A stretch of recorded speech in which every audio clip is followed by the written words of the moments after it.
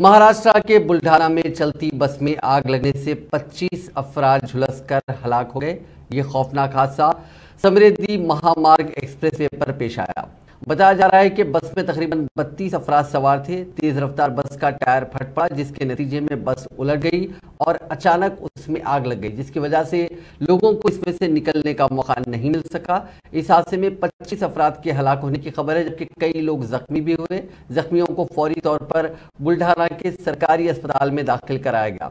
Reports के मुताबिक बस महाराष्ट्र के एवत महल से पुणे जा रही थी। ये वाकया हफ्ते की रात तकरीबन 2 बजे पेश आया। बुल्ढाना पुलिस के डिप्टी एसपी बाबूराव महामुनि ने बताया कि बस से 25 लाशें निकाली गई। बस में जुमला 32 अफराद सवार थे। 6 से 8 अफराद जख्मी हैं।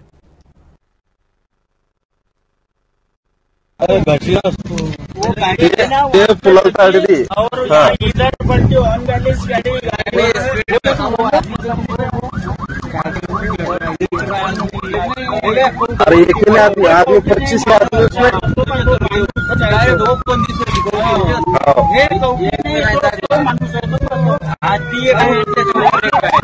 अबे पलटूने ना